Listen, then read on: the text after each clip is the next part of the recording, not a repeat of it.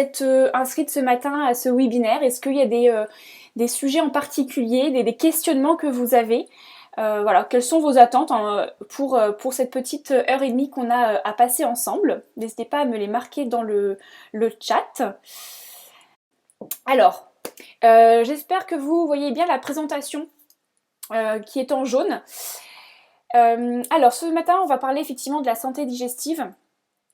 Et surtout, ce que j'aimerais vous faire surtout prendre conscience ce matin, c'est de la place de la digestion dans notre santé et comment on peut en prendre soin. Donc je pense que vous connaissez très bien maintenant la fameuse citation que notre intestin est notre deuxième cerveau. Voire même, il y a même des personnes, certains scientifiques qui commencent à dire que notre intestin serait notre premier cerveau. Effectivement, on va le voir un peu plus tard, mais la question en tout cas peut vraiment se poser.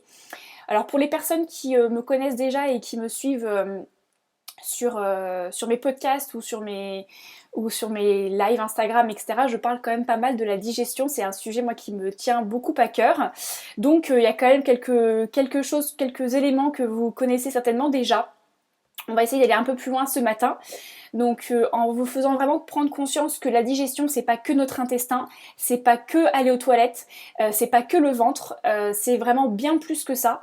Voir la digestion et le système digestif d'une autre manière. Et donc derrière, forcément, va en découler différents gestes. Et ce que j'aime bien faire, moi, pour les personnes qui sont habituées à mes webinaires ou d'autres interventions que je peux faire sur des lives ou en atelier, c'est que j'aime beaucoup partager ce que j'appelle moi la boîte à outils naturaux. Donc en fonction des sujets, j'ai déjà fait par exemple des choses autour de l'immunité ou autour de la détoxification. Eh bien, je suis beaucoup sur du concret, des actions à mettre en place dès la fin de la présentation. Et donc, moi, je vais vous délivrer ce matin différents principes, différents outils de ma boîte à outils naturaux, mais spécifiques sur la digestion, puisque la boîte à outils naturopathie, elle est très large. Là, on va vraiment faire un focus sur la digestion pour essayer de prendre soin de nos intestins, mais finalement, pas que de nos intestins, mais on va voir que c'est bien plus que ça. Donc, très brièvement, parce que la plupart des personnes aujourd'hui présentes me connaissent, mais les personnes qui vont peut-être regarder en replay ne me connaissent pas.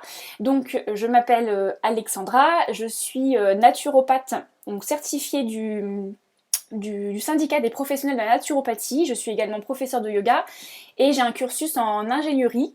Donc, j'ai fait une formation en ingénierie, spécialisation dans la biologie et la biomécanique. Donc c'est donc une reconversion professionnelle puisque j'ai passé presque un peu plus de 8 ans en activité salariée dans une entreprise. Et puis je suis maintenant à mon compte en tant que praticienne naturopathe.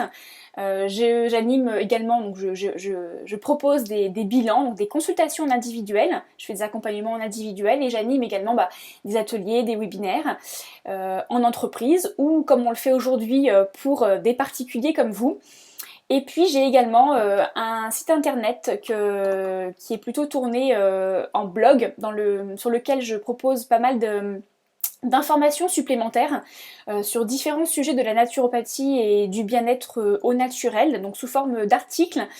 Et j'ai, comme je le disais juste avant, également une chaîne de podcast sur lequel je publie toutes les semaines, tous les mercredis matins, un nouvel épisode sur différents sujets, que ce soit des épisodes en solo ou en duo sur lesquels j'invite des personnes pour partager leur expérience, mais aussi d'autres professionnels de la santé. Voilà. Voilà pour ma brève présentation, mais c'est pas non plus l'objet de la présentation d'aujourd'hui. Donc, les questions que vous pouvez vous poser, c'est est-ce que vous souffrez de ballonnement? Donc, j'ai cru comprendre que oui. Est-ce que vous vous sentez stressé? Est-ce que vous manquez par exemple de l'énergie ou un manque de motivation? Est-ce que vous avez des sautes d'humeur, une humeur un peu descendante, morose? Est-ce que vous avez des soucis de peau? Voilà, ça c'est des questions que vous pouvez vous poser. Le programme, je voulais présenter très brièvement, mais on va passer un petit moment très bref également sur qu'est-ce que la naturopathie, puisque certaines personnes d'entre vous connaissent maintenant la naturopathie, mais d'autres peut-être pas, donc juste reposer un petit peu le cadre Et très rapidement vous expliquer ce que la naturopathie, ça vous permettra derrière de comprendre également les différents outils que je vais pouvoir vous partager aujourd'hui. Si jamais vous voulez aller plus loin, parce que là je vais être très brève, eh bien n'hésitez pas à me recontacter a posteriori, on pourra échanger sur ce sujet de manière plus précise. Ensuite, une petite partie sera dédiée à la digestion et au microbiote intestinal pour vraiment reposer également des fondations et vous expliquer qu'est-ce que la digestion concrètement et quel est le rôle de notre microbiote intestinal dans tout ce système, ce système très complexe. Et puis en découleront ma boîte à mes différents outils naturaux pour vous permettre, je l'espère en tout cas, d'améliorer votre digestion au quotidien.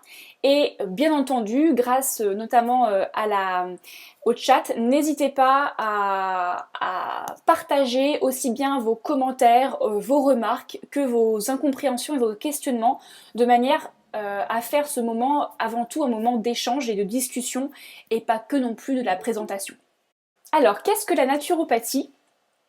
Alors, la naturopathie, c'est ce qu'on appelle une médecine douce, alternative et non conventionnelle, donc qui n'est pas diplômante en France, mais qui est certifiante.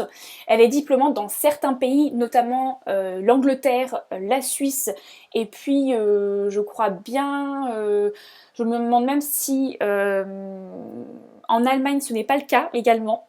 Mais en tout cas en France ce n'est pas encore le cas, malheureusement, puisque ça peut laisser place à pas mal de praticiens naturopathes et même d'écoles de formation qui émergent sur le marché sous l'effet de cette mode-là, on va dire, de cette tendance. Donc voilà, faut l'avoir à l'esprit, c'est pour ça que j'aime bien quand même assister sur ce point-là. Néanmoins, elle est quand même certifiante, donc il existe des programmes de formation qui sont quand même reconnus par notamment le SMEN dont je parlais en début de présentation, mais également la FENA. Donc voilà, si vous êtes intéressé par soit devenir naturopathe, soit consulter un naturopathe, et essayez de prendre un petit peu de temps pour vous renseigner sur son cursus de formation. En tout cas, c'est une médecine douce qui est reconnue par l'OMS, néanmoins, et qui a pour vocation de travailler sur l'entièreté de l'hygiène de vie d'une personne, qui repose sur deux grands principes. Le premier principe, c'est de travailler sur de la prévention avant tout, donc travailler sur l'hygiène de vie pour prévenir l'apparition de troubles de santé.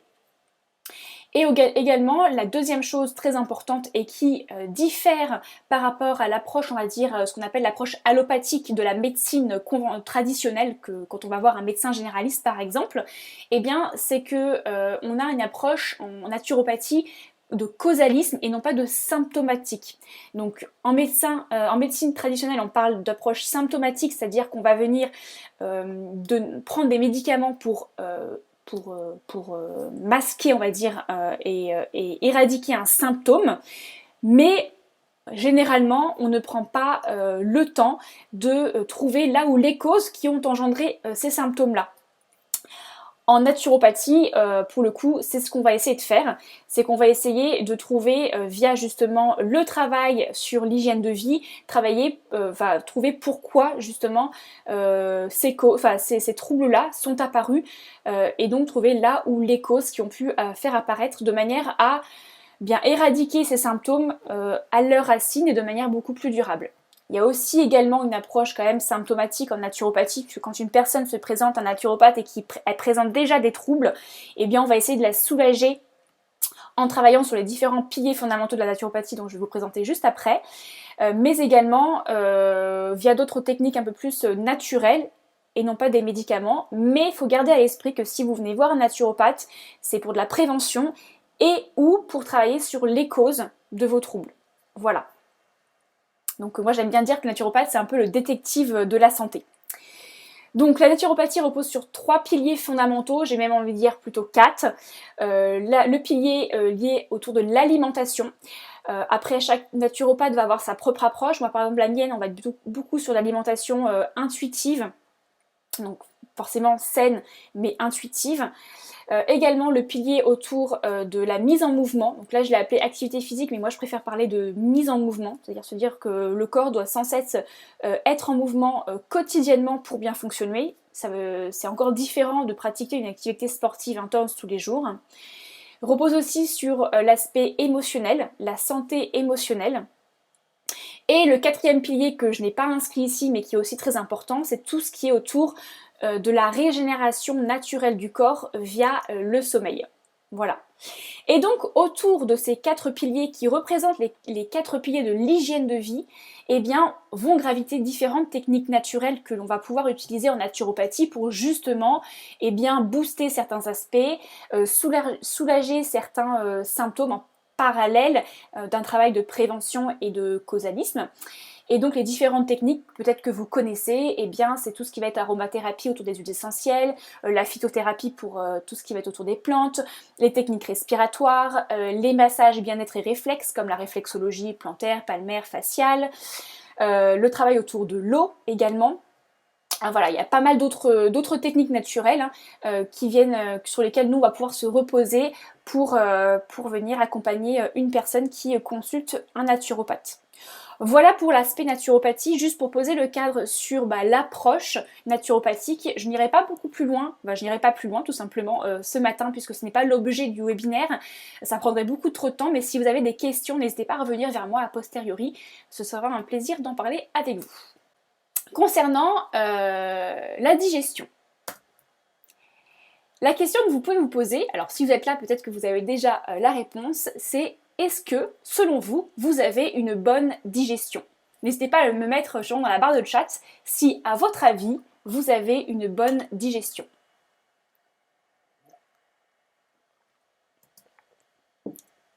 Voici quelques signes qui pourraient vous aider à répondre à cette question. Alors, est-ce que vous souffrez de constipation, de ballonnement? Alors, quand je dis constipation, ça peut être aussi diarrhée. Est-ce que vous avez des douleurs abdominales, soit constantes, soit de manière irrégulière? Est-ce que vous souffrez de flatulence? Est-ce que vous avez des brûlures d'estomac, des spasmes digestifs? Ou encore, est-ce que vous avez un dérèglement hormonal, un problème de la thyroïde, donc hypo ou hyperthyroïdie? Est-ce que vous enchaînez des petites maladies bénignes, mais des petites maladies comme de type ORL? Est-ce que vous avez une maladie plus chronique, des problèmes de peau, une peau terne, une peau asséchée, de l'eczéma, du psoriasis? Est-ce que vous avez des cheveux particulièrement fins, craquelés? Est-ce que vous avez éventuellement des carences en vitamines? Voilà, vous avez un bilan sanguin qui évoque des carences en certaines vitamines et oligo-éléments. Pourtant, vous pensez avoir une alimentation relativement équilibrée. Pourtant, vous prenez éventuellement des compléments alimentaires, mais ces carences restent constantes et présentes. Est-ce que vous avez perdu du poids ou est-ce que vous prenez du poids? Donc ça, ce sont des signes plutôt liés au corps. D'autres types de signes. Est-ce que vous avez des problèmes de sommeil, des migraines, des fatigues chroniques? Alors je ne parle pas de la fatigue parce que vous êtes couché tard et que vous êtes levé tôt, mais une fatigue persistante que vous n'avez pas expliquée.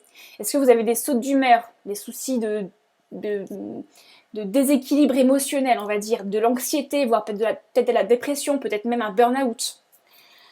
Et ensuite, éventuellement, là on va être plus sur des maladies vraiment intestinales, de type SIBO, syndrome de l'intestin irritable, maladie de Crohn, candidose, maladie de cœliaque, qui est la maladie qui est l'intolérance au gluten. Donc voilà, tous ces petits signes-là, je ne sais pas s'ils vous parlent, si vous êtes retrouvés.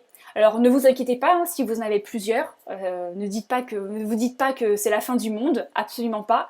Mais en tout cas, si vous vous reconnaissez dans certains de ces signes, c'est que peut-être il y a quelque chose à faire au niveau de votre digestion. Alors, je dis peut-être, je dirais même certainement.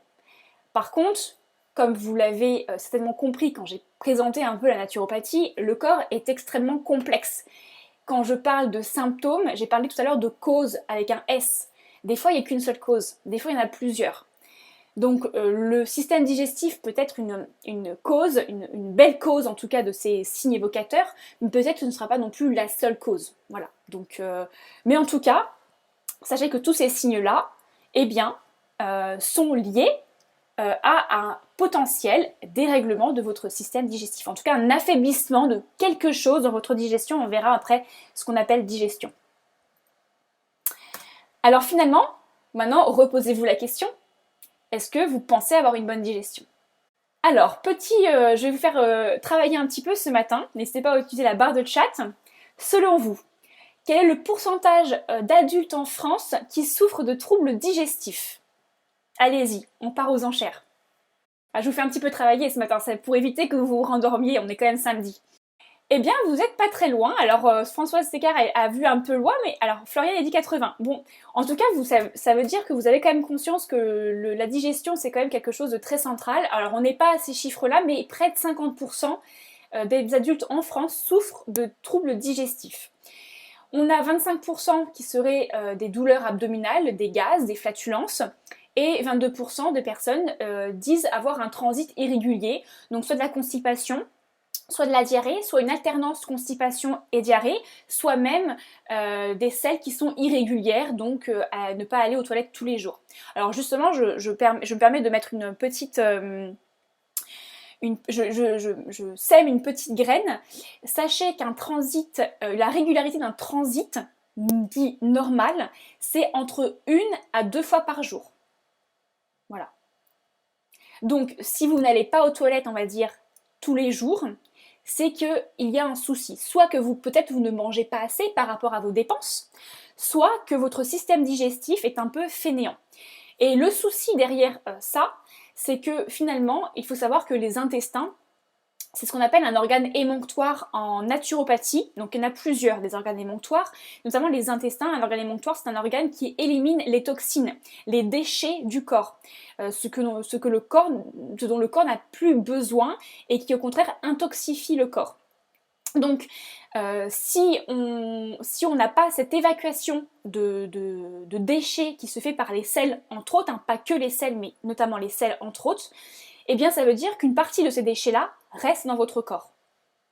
Donc c'est important de pouvoir évacuer quotidiennement, que ce soit par les urines avec le travail des reins, par les selles avec le travail intestinal, mais aussi on a d'autres émonctoires en naturopathie tels que la peau et les poumons, donc la respiration et la transpiration qui nous permettent également d'éliminer les toxines. Je n'irai pas plus loin sur l'élimination des toxines puisque c'est l'objet de mon webinaire sur la détoxification justement qui a lieu fin février. Donc si la détoxification vous intéresse, n'hésitez pas à vous y inscrire. Mais en tout cas, sachez que les intestins, et en tout cas le fait d'aller aux toilettes tous les jours, les selles, c'est une manière d'éliminer les déchets. Donc d'y aller quotidiennement, c'est important. Autre petite devinette. À votre avis, combien de personnes ne considèrent pas vraiment l'inconfort engendré? Donc ça veut dire qu'ils ont potentiellement un inconfort, mais pour eux, c'est, on va dire, normal. Ça fait partie de la normalité. Alors on a près de 50% des personnes qui ne considèrent pas avoir vraiment un inconfort alors qu'elles présentent certains signes d'inconfort. 17% n'y prêtent pas du tout attention et 29% attendent que ça passe. Donc en fait, c'est important de se dire que, en tout cas moi, ce sont des chiffres qui me parlent énormément et ça me fait prendre conscience que la plupart des personnes pensent que avoir un peu des flatulences, des ballonnements, un peu mal au ventre quand elles mangent quelque chose, et bien que c'est normal, parce qu'en fait elles ont toujours connu ça. Il faut savoir que la normalité n'est pas forcément un effet réellement attendu et de bien-être. La normalité représente la gaussienne, donc ce que la plupart des personnes ressentent. Ça ne veut pas dire que c'est un état, à dire, attendu, de santé. Et donc cette digestion, ou cette mauvaise en tout cas digestion, sachez malheureusement que ça empire avec l'âge. Pourquoi? Parce que l'état bucco-dentaire des personnes âgées, des seniors, tend à s'amenuire, donc forcément ça engendre derrière des manques de mastication. Les glandes salivaires également vont s'atrophier, donc on va avoir une diminution de la production de salive. On va également avoir une diminution des papilles gustatives, ce qui fait que les seniors et les personnes âgées vont avoir du mal à ressentir certains goûts et donc vont surtout ressentir des goûts forts tels que les goûts sucrés et les goûts salés. Et donc elles vont naturellement encore plus se diriger vers une alimentation très sucrée et très salée pour pouvoir justement ressentir certains goûts.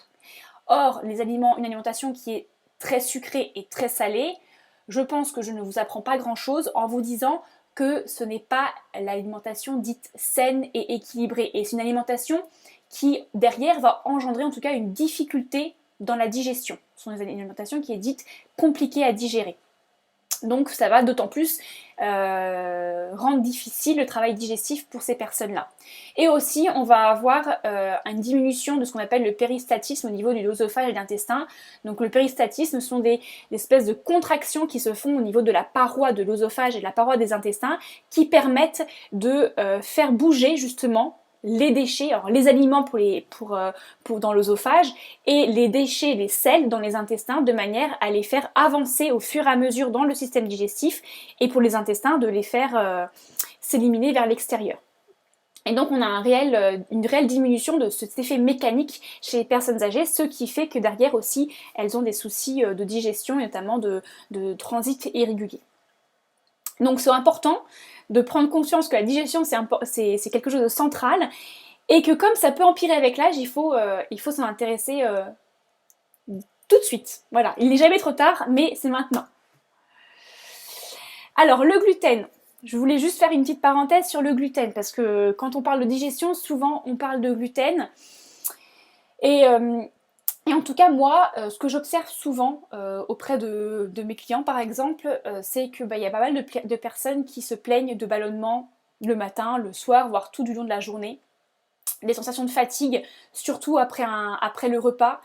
Le fait aussi d'être complètement perdu et justement de ne plus savoir quoi manger, de faire plein d'allers-retours aux toilettes parce que justement le transit est tellement irrégulier. Je ne sais pas si ce sont des comportements qui vous parlent à vous. Mais en tout cas, moi, c'est des choses que j'observe fréquemment. Et donc, souvent, la conclusion, c'est eh bien, on arrête le gluten parce que le problème, c'est le gluten.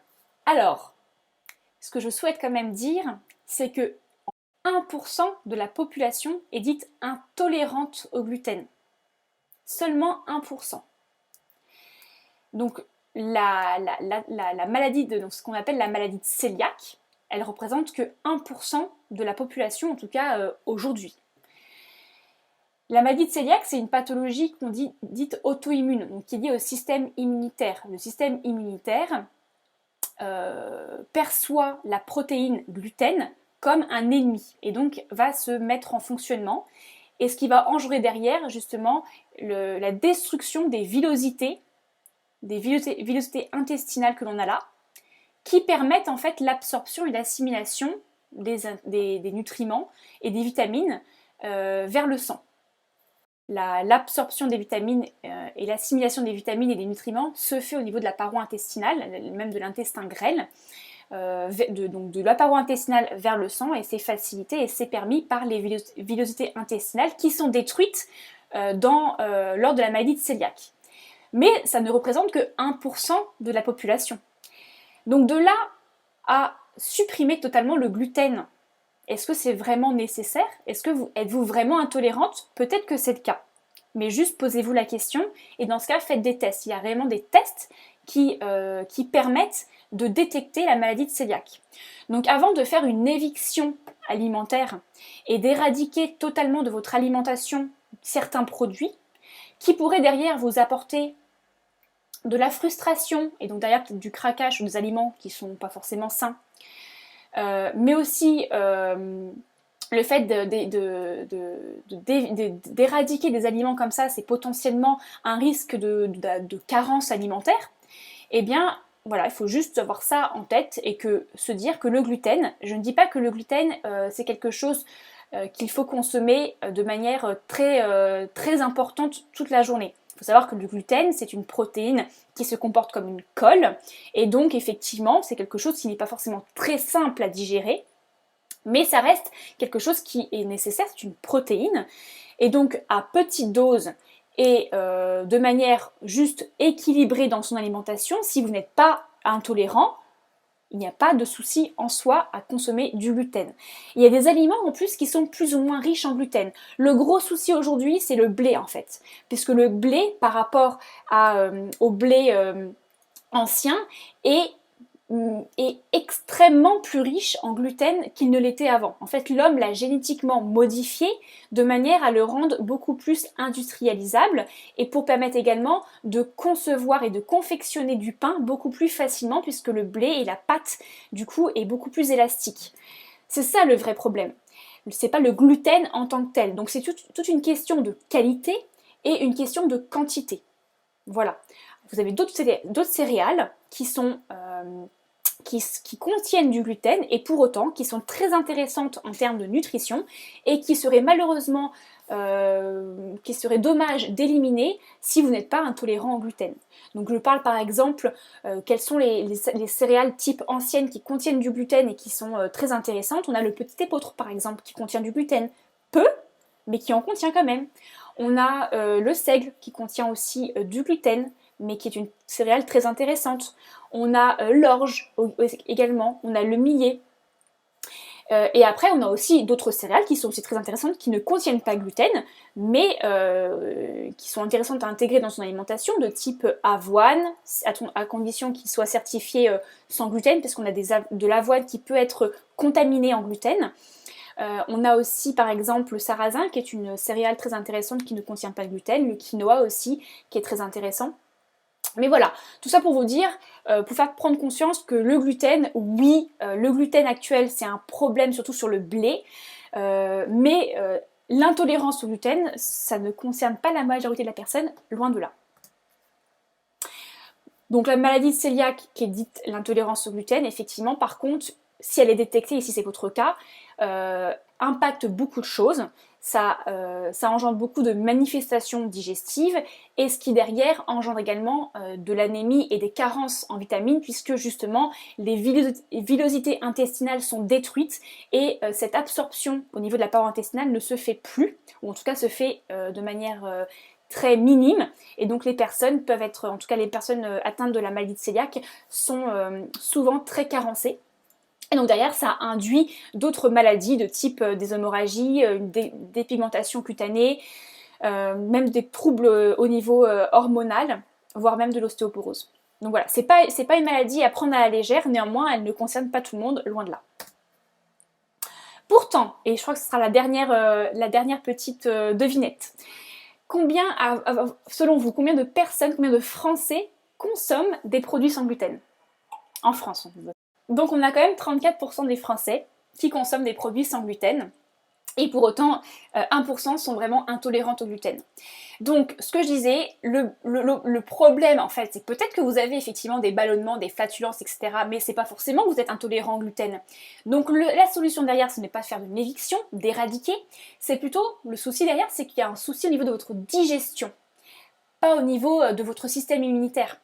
Donc, avant tout, prendre soin de sa digestion. C'est ce qui vous permettra d'éliminer un maximum de symptômes. Dernière chose au niveau des produits sans gluten, je profite de ça pour vous passer un message, c'est que, et de manière générale sur le marketing des produits dits de santé, attention, je ne dis pas qu'il ne faut pas consommer des produits sans gluten, mais attention à ce que vous achetez, parce que les produits sans gluten, c'est des produits maintenant, si vous regardez la composition nutritionnelle des produits, c'est juste n'importe quoi, ce sont des produits qui sont dits ultra transformés. Vous allez voir, de toute façon c'est très simple, vous allez avoir une liste d'ingrédients juste énorme, avec des noms que vous n'allez certainement pas comprendre. Tout ça, c'est le signe d'un produit ultra transformé. Donc vous avez beau avoir écrit sans gluten, végétal, 100% végétal, healthy, 100% sain sur des produits qui sont très marketés avec un très bel emballage, c'est pas pour autant synonyme de produits bons pour la santé et nutritifs. Donc les fameux pains par exemple sans gluten, eh bien moi, si vous voulez vraiment ne pas manger de gluten, eh bien achetez plutôt des cracottes au sarrasin, faites-vous des galettes bretonnes au sarrasin par exemple, qui seront 100% sans gluten justement, donc 0% de gluten et 100% naturel. Par contre, n'essayez pas d'acheter des pains qui sont ultra emballés dans du plastique et dit sans gluten, parce que derrière vous allez avoir des ingrédients juste pas possibles. Voilà, donc c'était mon petit pas coup de gueule, mais bon, voilà. Donc aujourd'hui, l'objectif de ce petit webinaire, c'est je veux pas non plus vous donner des solutions naturopathie sur des maladies digestives de type par exemple syndrome de l'intestin irritable, maladie de Crohn, maladie de cœliaque. On ne sera pas sur des troubles digestifs ou des maladies digestives spécifiques. Par contre, on va rester sur du général puisque finalement c'est souvent la majorité des personnes et je vais vous donner des conseils surtout sur comment prendre soin de votre système digestif de manière préventive et de manière générale. Après, si on vous a détecté par exemple une maladie spécifique, eh bien je vous invite déjà à appliquer ces éventuels conseils-là, mais surtout à creuser auprès d'un médecin ou un thérapeute ou un naturopathe pour qu'on puisse vous partager des conseils qui sont vraiment personnalisés. Alors la digestion c'est quoi? Eh bien la digestion c'est pas que les intestins, la digestion c'est tout ça. Ça va de la bouche, on va dire, à l'anus. Et je dirais même, c'est pas inscrit ici, mais ça part des yeux. La digestion commence dès la visualisation, dès la préparation de votre repas. Pourquoi? Parce que quand vous allez regarder votre plat, et même, j'irais même sentir aussi avec l'odorat, vous allez automatiquement commencer à saliver. C'est le système digestif, donc la salivation, c'est le signe que le système digestif est en train de se mettre en fonctionnement. Donc, déjà, si vous voulez bien digérer, commencez par bien saliver, et donc bien saliver c'est effectivement dans la bouche, vous pouvez mastiquer pour faire remonter la salive, mais naturellement, si vous regardez quelque chose, un aliment ou un plat qui vous fait plaisir, si vous cuisinez avec plaisir, vous allez automatiquement saliver. C'est un peu, alors c'est pas du tout un bon exemple, mais c'est malheureusement ce qui arrive quand vous passez à côté d'un McDo, si vous êtes déjà arrivé, l'odeur vous donne envie, limite vous commencez à avoir des gargouilles, vous n'aviez pas faim 5 minutes avant, et 5 minutes après vous êtes passé à côté même d'un restaurant avec des superbes odeurs, eh bien vous avez l'estomac qui commence à gargouiller. Et bien ça c'est parce que justement vous avez commencé à saliver, le système digestif a commencé à se mettre en fonctionnement, et du coup votre cerveau vous dit « Ah, vous avez faim ». Donc vous voyez à quel point l'importance de l'odeur et de la vision dans la digestion.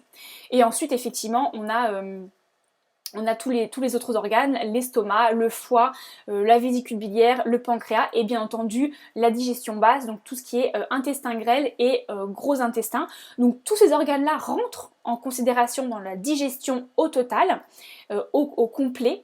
Et donc, si vous avez des soucis de digestion comme des signes qu'on a évoqués en début, ben, potentiellement, c'est pas uniquement au niveau des intestins le souci, ça peut venir d'ailleurs.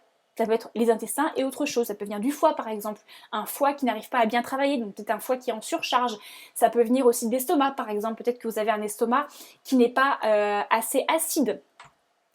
Ou peut-être que ça peut venir de la bouche, peut-être que vous mastiquez pas assez. Ça peut être aussi un mélange de plusieurs choses. Donc voilà, je pense que c'était important de remettre ça au clair. Et donc justement sur le foie c'est un organe qui est très important en naturopathie puisqu'il assure ce qu'on appelle la détox hépatique. Donc le foie c'est un peu ce qu'on appelle l'organe épurateur. C'est la déchetterie, disons. Et donc c'est là que va se faire l'élimination des toxines et donc la filtration du sang. Donc on va essayer d'éliminer les toxines du sang. Donc le sang qui rentre dans le foie est chargé en toxines, celui qui ressort ne l'est plus. Donc le foie c'est un organe qui est très important et qui est donc très important également dans la digestion. Et donc tout ce qui est alimentation non adaptée ou la prise de médicaments par exemple peuvent amenuire et affaiblir le travail hépatique. Donc il y a différentes solutions possibles, aussi bien alimentaires que des solutions naturelles de type phytothérapie, que je vous partagerai justement dans la partie boîte à outils. Et après, comme je vous l'ai dit tout à l'heure, il y a un webinaire sur la détoxification où là on fait un gros focus sur vraiment l'aspect détox. Et pour terminer sur la partie vraiment intestinale, le zoom intestinal, et bien là c'est juste pour vous montrer un peu à quoi ressemble une paroi intestinale et donc la notion de perméabilité intestinale. Donc la perméabilité intestinale permet de faire traverser les nutriments et les vitamines de la paroi intestinale justement vers le sang, et a aussi un rôle de défense de l'organisme. Et donc du coup, eh bien, cette perméabilité intestinale, en fonction effectivement des différents médicaments que l'on peut avoir, aussi de certaines émotions que l'on peut ressentir, mais aussi la prise de médicaments ou d'antibiotiques, eh bien cette perméabilité intestinale peut s'amenuire.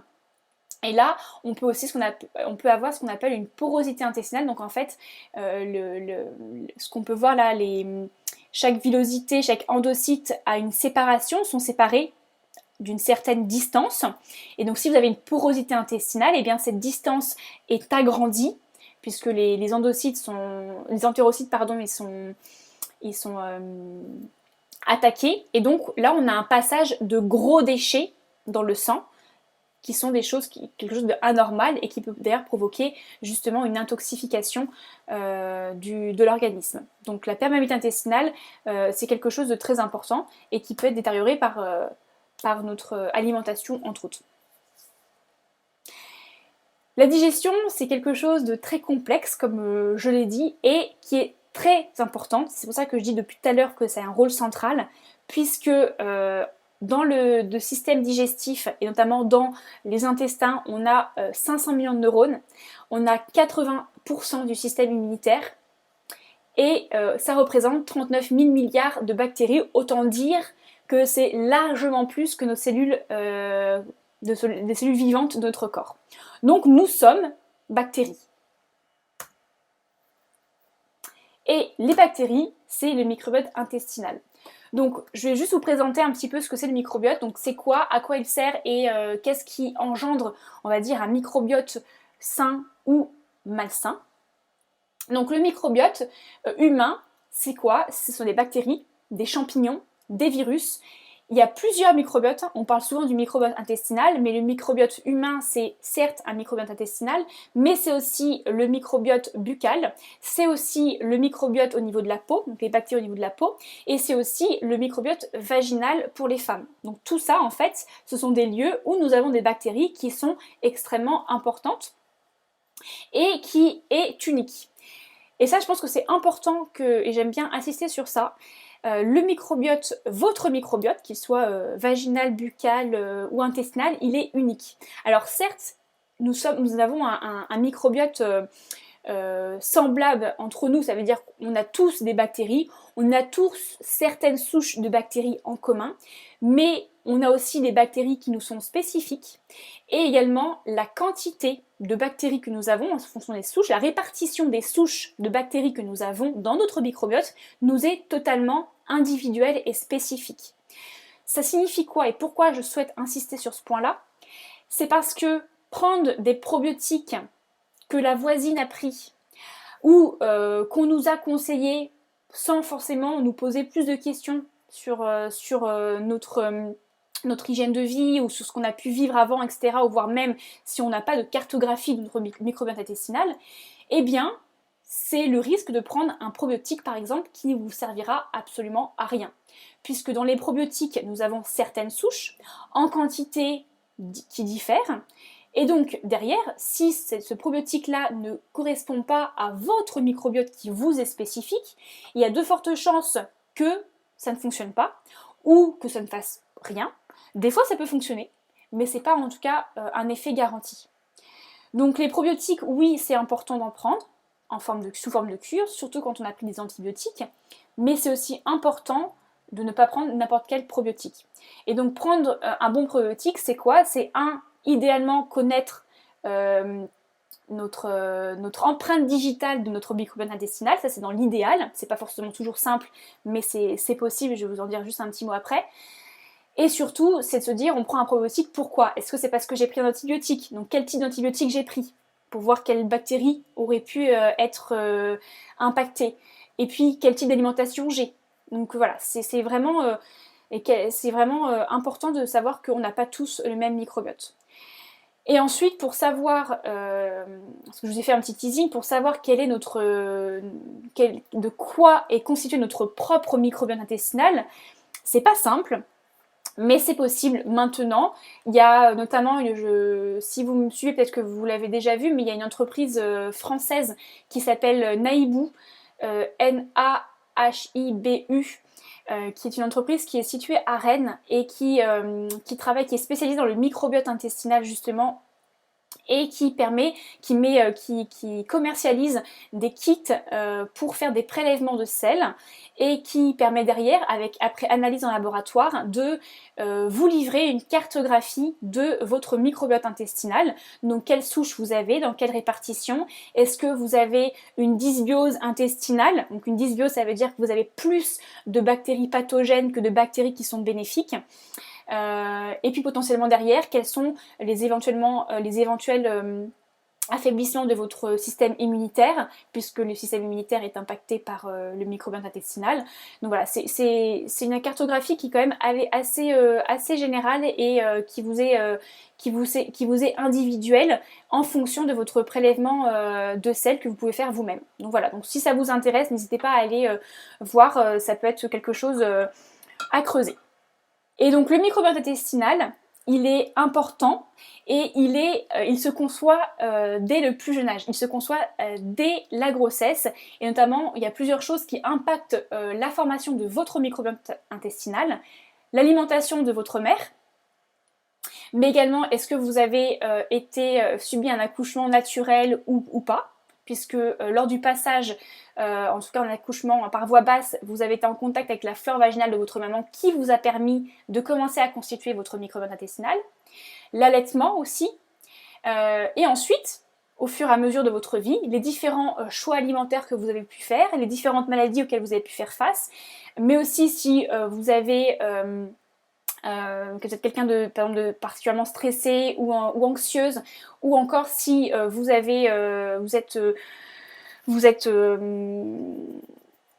êtes confronté à pas mal de pesticides, par exemple, une alimentation qui est riche en pesticides, ou de la pollution, de type pollution environnementale, ondes électromagnétiques, etc. Tout ça, ça influence l'équilibre ou le déséquilibre de votre microbiote intestinal. Donc ça commence vraiment très tôt pour le fêtus. Et c'est pour ça que moi j'aime beaucoup demander à mes clients effectivement comment ils ont été allaités, est-ce qu'ils ont été allaités, quelle a été leur mise au monde, est-ce qu'ils ont eu un accouchement naturel ou pas, parce que ça commence moi à mettre des puces à l'oreille sur leur éventuel microbiote intestinal, est-ce qu'il est riche ou non. Parce que si vous n'avez pas eu d'accouchement naturel ou pas d'allaitement par exemple, potentiellement vous avez un microbiote qui n'est peut-être pas assez riche en bactéries. Voilà, donc peut-être un microbiote qui est déjà depuis le départ assez affaibli. Et donc le microbiote intestinal, ce n'est pas le seul, parce que je viens de dire qu'il y avait un microbiote vaginal, buccal, etc. Mais néanmoins, il représente 90% du microbiote humain. Donc, effectivement, il y a quand même une grosse importance et un gros intérêt à s'intéresser tout particulièrement au microbiote intestinal. Et c'est grâce à lui que peuvent intervenir des équilibres ou des déséquilibres au niveau du poids, votre niveau de vitalité, votre système immunitaire, est-ce qu'il est plus ou moins faible, plus ou moins fort, et également tout ce qui va être autour de l'absorption des vitamines et des minéraux. Donc voilà pour tout ce qui est autour de l'intestin et du microbiote intestinal. Tout ça, toute cette grosse partie n'était pas pour faire de vous des experts de la digestion ni de l'intestin, mais pour vous faire prendre conscience de l'intérêt central et global de la santé digestive sur votre santé, justement. Mais rassurez-vous, même si vous avez des petits soucis actuellement de digestion, ce n'est pas une fin en soi, parce que la vraie folie, comme le disait Albert Einstein, moi j'aime beaucoup cette phrase, la folie c'est de se comporter de la même manière et de s'attendre à un résultat différent. Donc ça veut dire quoi? Ça veut dire que si vous voulez par contre obtenir un résultat différent, c'est à vous de potentiellement vous comporter de manière différente. Donc là en fait, cette dernière partie, Et là, pour vous partager 16, alors j'ai appelé ça règles, mais c'est plutôt 16 principes en naturopathique, naturel et de prévention pour essayer de faire en sorte que votre digestion se passe de la meilleure manière possible. Donc, c'est pas forcément nécessaire de mettre tout en pratique. De manière générale, moi j'aime bien dire qu'il faut suivre son intuition. Ça veut dire qu'il y a certaines choses, déjà peut-être que vous connaissez déjà. Il y a peut-être d'autres choses que j'espère que vous allez apprendre. Et puis il y a peut-être des choses aussi qui ne vont pas vous parler. Eh bien, fiez-vous aussi à votre intuition. C'est-à-dire que si ça ne vous parle pas, c'est que peut-être aujourd'hui, ce n'est pas fait pour vous. Néanmoins, vous en aurez connaissance. Ça va cheminer inconsciemment en vous et peut-être qu'un jour, vous vous direz « Ah bah tiens, je vais essayer cette technique-là, peut-être que ça va m'aider. » Encore une fois, il n'y a pas, dans ces 16 principes, il n'y en a pas un qui est mieux qu'un autre. Il n'y en a pas un qui va régler tous vos soucis. C'est un mélange de tout simplement. La première chose, c'est de commencer à s'intéresser à son microbiote. Comme on vient de le faire déjà, le fait de prendre conscience que le microbiote c'est ultra important dans votre santé, eh bien déjà c'est un premier pas, mais aussi de vous poser certaines questions. Est-ce que potentiellement vous avez un microbiote affaibli? Ça veut dire quoi? Ça veut dire est-ce que vous avez des habitudes alimentaires qui sont dites déréglées? Donc ça veut dire est-ce que vous avez déjà subi des régimes alimentaires dans votre vie?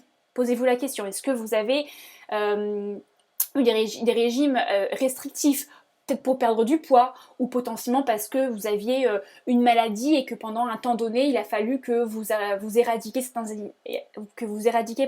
aliments? Et bien potentiellement, ça peut être des facteurs qui affaiblissent votre microbiote, ou qui ont affaibli votre microbiote intestinal. Votre état mental aussi, sur la fatigue ou un état d'anxiété, c'est quelque chose qui peut impacter votre microbiote. Comme je disais tout à l'heure, le fait d'être face à de la pollution environnementale, ça aussi ça affaiblit votre microbiote. Vos différentes douleurs, donc prendre conscience, pas comme les 40% de la population française qui ont mal au ventre et qui se disent bah, c'est normal. Non, prenez conscience que ce n'est pas normal et que potentiellement vous avez quelque chose à régler. Mais aussi si vous avez une récupération musculaire difficile, si vous êtes quelqu'un de sportif. Et dernière chose de très important, et c'est pas très glamour, mais c'est très important, c'est justement d'observer ce qui sort de nous, à savoir nos selles. Donc l'état de vos selles, c'est ce qu'on appelle nous l'échelle de Bristol, c'est un outil que l'on utilise en naturopathie. Je ne sais pas si Céline tu l'as déjà vu justement dans tes cours de naturopathie, mais c'est un outil qui permet de situer l'état d'équilibre ou de déséquilibre du microbiote intestinal, en tout cas la santé ou la non-santé de votre système digestif, à savoir que l'état dit normal de vos selles, c'est non seulement un transit régulier de type une fois par jour, voire 2 potentiellement, et en plus, dans l'idéal, des selles de type 4, voire 5, mais plutôt de type 4. Si ce n'est pas le cas, alors les types 1, 2, 3, c'est plutôt que vous êtes dans un état de constipation, et type 6 et 7 plutôt dans un état de diarrhée, eh bien c'est qu'il y a quelque chose qui ne se passe pas bien. Alors soit c'est un système digestif qui est affaibli, donc l'estomac, le foie, la bouche, les intestins, et ou peut-être que c'est certains aliments qui ne vous conviennent pas forcément. Donc important de se prendre, de regarder, en tout cas c'est pas forcément très glamour, excusez-moi j'ai un petit peu froid donc je mets ma veste. Ce que j'ai tout à l'heure, c'est que le problème, c'est qu'aujourd'hui, je ne sais pas si vous avez déjà dit ça ou entendu ça, mais souvent on dit, où les enfants disent « Ah, c'est caca. Je vais aux toilettes, c'est caca. Les selles, c'est caca. » Voilà, eh bien oui, on a une image très néfaste, on va dire, de nos selles. Pourtant, les selles sont des réels indicateurs sur l'état de santé de notre système digestif. Mais ça l'est également pour les urines.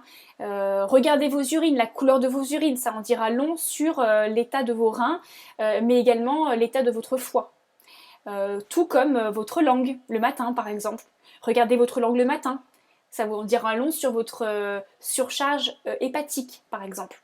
En tout cas voilà, il faut savoir qu'il y a plein de choses qui se passent en nous, malheureusement on ne peut pas regarder quotidiennement ce qui se passe vraiment en nous. Par contre, la chose que l'on peut faire quotidiennement, c'est regarder ce qui sort de nous. Et ça, c'est important. Deuxième chose, et ça je suis sûre que vous connaissez, mais je le répète parce que c'est toujours important de répéter les choses, c'est de mâcher. Parce que maintenant que je vous ai quand même bien rabâché que le système digestif, ce n'est pas que les intestins et que ça commence dès la bouche, voire même la vision, mais surtout la bouche après au niveau de la mécanique, eh bien c'est d'autant plus important de savoir que bien mâcher, c'est une étape cruciale dans votre digestion. Vous pouvez très bien avoir un système digestif, le reste qui fonctionne très bien. Si vous ne mâchez pas, quoi qu'il arrive, ça ne se passera pas bien. Donc la première étape de la digestion, c'est dans la bouche, puisque vous allez pouvoir, réduire en bouillie les aliments, et donc faciliter derrière le péristaltisme des aliments, justement, la traversée des aliments tout du long du système digestif, justement, qui est quand même relativement long. Et aussi, vous allez pouvoir permettre aux enzymes salivaires, donc les enzymes, ce sont des petites molécules qui permettent de casser si je schématise, de casser les aliments, on va dire, pour faciliter leur assimilation.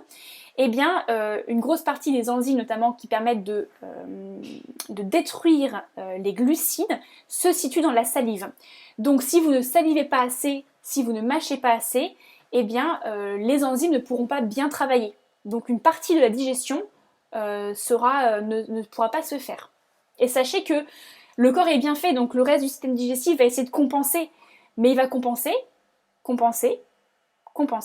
jusqu'à se fatiguer. Et les autres organes vont eux-mêmes commencer à se fatiguer et rentrer, et notamment par exemple le foie peut commencer à rentrer en surcharge. L'estomac peut aussi commencer à vous faire défaut.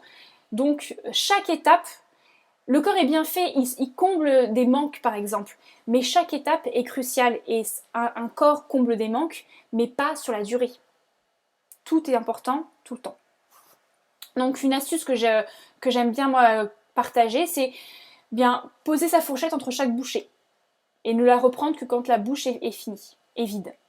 Donc en fait, voilà, machinalement, mécaniquement, vous allez beaucoup plus prêter attention à votre mastication et d'autant plus que derrière, votre durée de prise de repas va être plus grande et donc vous allez ressentir la satiété plus facilement et donc éviter de vous suralimenter. Et la suralimentation aussi, manger au-delà de ses capacités stomacales, eh bien, ça va vous permettre de rendre votre digestion beaucoup plus simple. Manger beaucoup plus que ce dont vous avez besoin et que votre estomac peut accueillir, et bien ça aussi c'est le risque d'avoir une digestion qui ne se passe pas très très bien. Donc voilà, la petite fourchette qui se dépose entre chaque bouchée, ça peut être quelque chose à intégrer dans votre quotidien. Ensuite, vous avez toute la notion autour du stress, forcément. Alors, vous allez me dire, c'est redit, redit, mais je le redis encore parce que maintenant vous savez aussi que la santé émotionnelle impacte énormément l'état de nos microbiotes intestinales, mais l'état du microbiote intestinal impacte aussi également notre santé émotionnelle, donc ça va dans les deux sens, mais néanmoins déjà sachez que si vous mangez alors que vous êtes stressé, en colère, attristé par exemple, eh bien, sachez que il y a de fortes chances que derrière votre digestion ne se passe pas bien. Tout simplement, quand vous êtes stressé, qu'est-ce qui se passe ? Vous avez mal au ventre en général. Puis potentiellement, vous avez un peu la diarrhée aussi. Pourtant, c'est dans la tête. Vous voyez l'impact direct que ça a sur vos intestins. Donc, un état de stress ou même un autre état émotionnel un peu perturbant et un peu négatif entre guillemets, eh bien va perturber votre digestion et peut sur le long terme également déséquilibrer totalement votre flore intestinale et donc engendrer la prolifération massive des bactéries pathogènes. Et au contraire, les bactéries qui sont dites bonnes pour la santé vont être amenuies.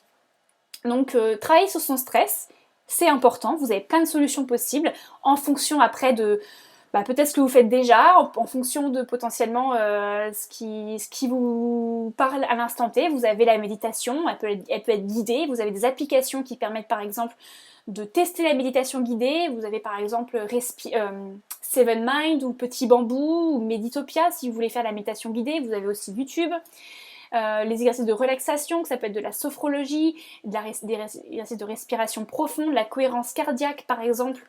Donc la respiration permet de limiter, de réduire le rythme cardiaque et donc d'amener un état d'apaisement. Donc c'est ultra important.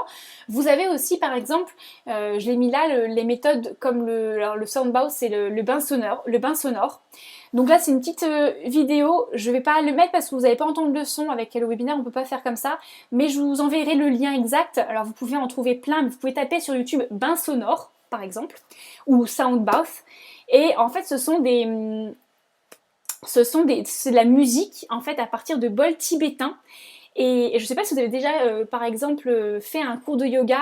Et dans certains cours de yoga, moi j'aime bien faire ça aussi, c'est que j'ai un petit bol tibétain et je viens le cogner comme ça à côté du corps de la personne, des oreilles, et toute la vibration pardon, du bol tibétain comme ça met en mouvement les cellules et ça apporte un apaisement incroyable. Donc le bain sonore, ça peut être une technique peut-être, je ne sais pas si vous la connaissiez, dites-moi alors dans le chat si vous la connaissiez, mais c'est une technique, si vous n'êtes pas très méditation, peut-être que ça vous plaira. Sachez que, alors je pense que ça vous le savez, on dit souvent qu'après manger, il ne faut pas trop s'activer. Oui, il ne faut pas faire une activité sportive intense, puisque le système digestif requiert beaucoup d'énergie pour digérer notre bol alimentaire. Une activité physique intense requiert également beaucoup d'énergie pour pouvoir oxygéner les muscles. Donc forcément, si on fait les deux en même temps, le corps, là, il ne sait plus quoi faire. Il ne sait plus où donner de la tête. Donc c'est soit on digère, soit on fait une activité physique intense. On ne fait pas les deux en même temps. Il faut, en tout cas, si vous voulez aussi ne pas avoir mal au ventre, il vaut mieux attendre entre 2 à 4 heures, on va dire, selon ce que vous avez mangé. Je ne parle pas d'une petite collation, d'une petite banane par exemple pour vous donner un peu d'énergie, je parle vraiment d'un repas avant de faire votre activité physique. Néanmoins, un mouvement doux, une mise en mouvement douce de type promenade, marche, va au contraire stimuler et faire en sorte qu'il y ait stimuler les intestins, apporter du mouvement au niveau des intestins et va faciliter le travail digestif. Donc la mise en mouvement est intéressante pour faciliter la digestion, mais une mise en mouvement qui soit douce, pas intense. On ne parle pas de faire du sport. Et donc pour rester dans la partie justement mise en mouvement, là je prends ma casquette justement professeur de yoga, et bien vous avez des mouvements particuliers en yoga. Alors c'est pas forcément la peine, si vous n'êtes pas très yoga par exemple, et que vous voulez pas faire des cours de yoga en entier, je vous oblige absolument pas, de toute façon je vous oblige à rien dans ce webinaire là. Mais en tout cas, si vous avez des soucis de digestion, eh bien je vous invite à là bien regarder les différents mouvements qui sont que je vous présente, qui sont particulièrement des mouvements de torsion et qui vous permettront de faciliter votre digestion. Donc, en dehors de réaliser un cours de yoga, vous pouvez juste faire ces mouvements-là de manière très indépendante, notamment par exemple le matin, à la sortie de votre lit, de manière à accentuer et à stimuler votre travail digestif et potentiellement d'aller aux toilettes après justement et d'éliminer les déchets dès le matin. Mais ça peut être aussi le soir, avant le dîner, pas après. Et donc là, vous allez en fait réaliser un vrai massage de vos viscères et des intestins qui va permettre de stimuler le péristatisme justement et la traversée des aliments dans votre tube digestif. Donc les postures, les asanas, les postures de yoga, notamment de torsion, sont vraiment excellentes pour la digestion.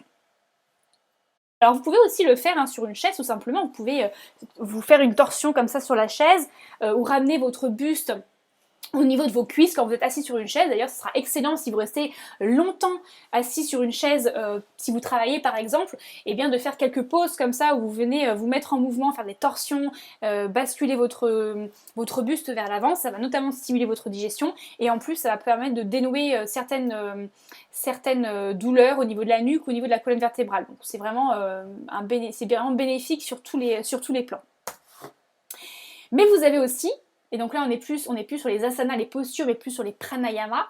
les respirations, vous avez plusieurs, donc les respirations notamment ventrales sont très intéressantes puisqu'on vient travailler au niveau du diaphragme, mais le diaphragme va venir de manière alternée justement appliquer une pression au niveau du système digestif, donc on va venir aussi réaliser un massage, mais vous avez notamment celui-ci, ce pranayama-là, qui est extrêmement efficace.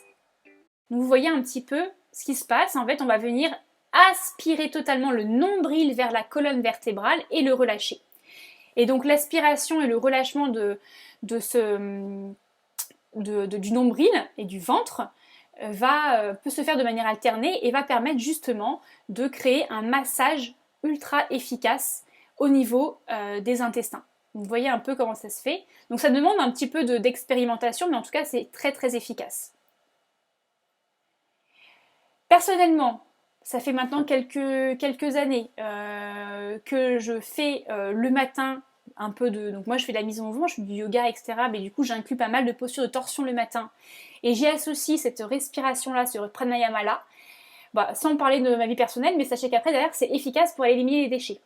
Voilà, donc si vous êtes quelqu'un qui a du mal à avoir justement cette régularité dans votre transit, eh bien faites ça, commencez par un verre d'eau d'ailleurs, un verre d'eau tiède le matin pour commencer à stimuler votre système digestif. Posture de torsion, pranayama de ce type-là par exemple, vous pourrez m'en dire de vos nouvelles, mais vous allez pouvoir aller aux toilettes, ça c'est sûr. Ensuite, pour essayer sur le côté un peu mécanique, vous avez tout ce qui est automassage. Donc les respirations, on en a parlé. Donc bien sûr, ne pas réaliser juste après avoir bien mangé, hein, mais encore une fois, plutôt le ventre vide ou en dehors de vraiment entre les grosses prises alimentaires. Mais les automassages sont extrêmement bénéfiques. Vous avez plusieurs types d'automassages. Je vous enverrai également le lien exact de cette vidéo. Donc en fait, dans cette vidéo-là, elle explique plusieurs types de massages douyin. Que vous allez pouvoir, je vous invite vraiment à regarder pour peut-être mettre en application en même temps parce que c'est vraiment une vidéo qui est très bien faite.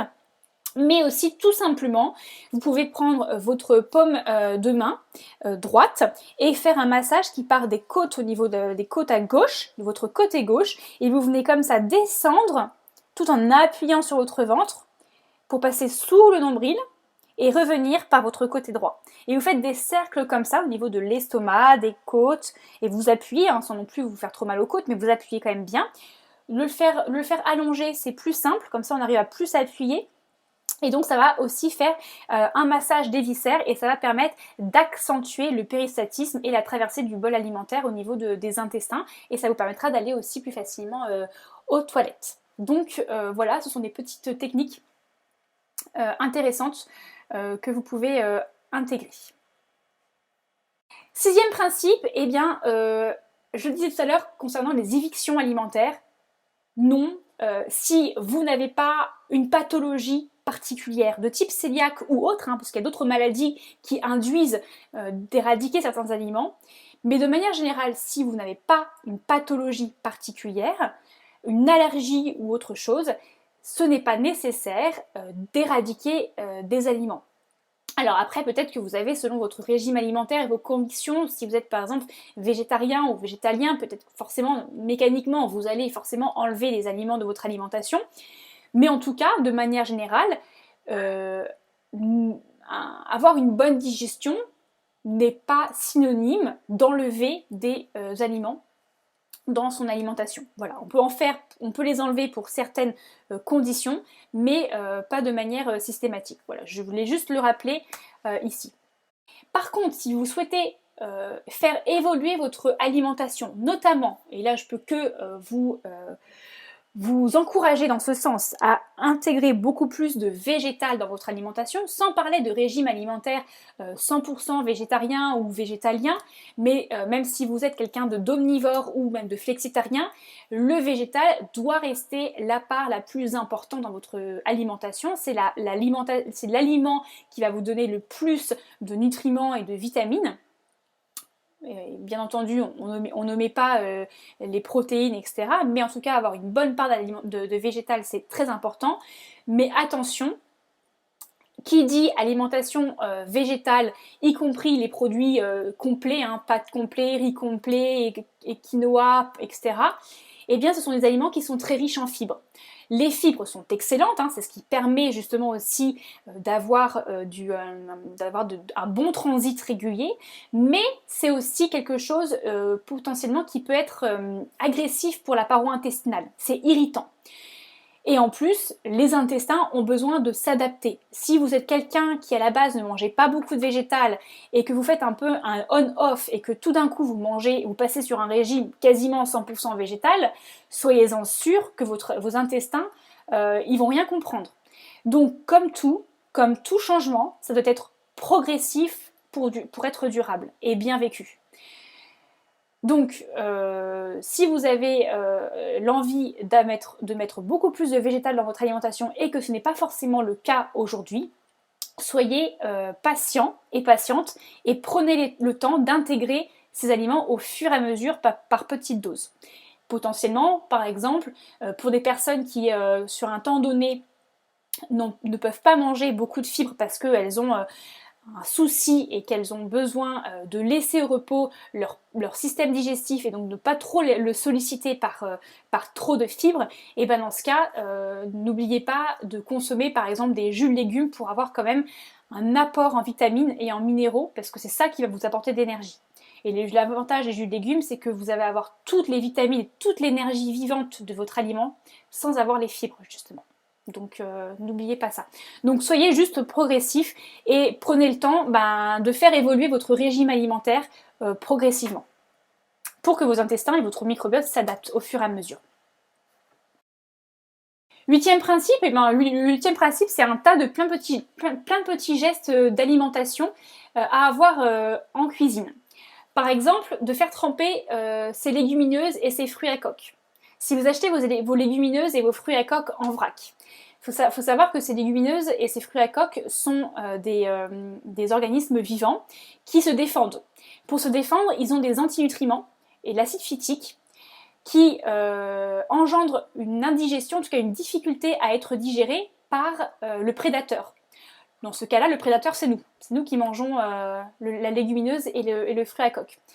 Donc, pour éviter justement d'avoir ces désagréments digestifs, il va falloir les tremper, puisque l'action de trempage va permettre la germination de ces graines, de ces aliments.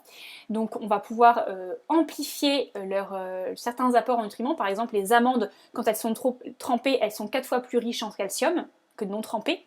Et en plus, l'action de trempage va permettre d'éliminer justement ces antinutriments et cet acide phytique qui nous empêche de bien les digérer. Donc trempez vos légumineuses et vos fruits à coque au moins une nuit avant de les consommer. Après, vous les rincez et vous pouvez les consommer ou les cuire.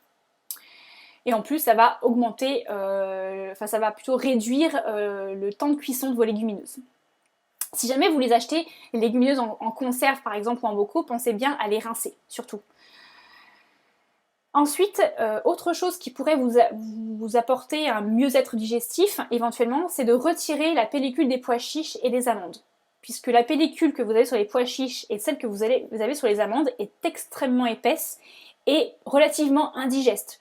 Certaines personnes vont pouvoir les supporter, mais d'autres personnes, parce qu'il y a eu ça, plus ça, plus ça, plus ça dans leur vie, ça fait qu'elles sont peut-être un peu plus sensibles et donc ce sera beaucoup plus facile pour elles de mieux digérer cet aliment-là si on retire les amandes. Donc les amandes, vous les trempez et vous retirez la pellicule des amandes, ou alors vous les achetez directement émondées par exemple.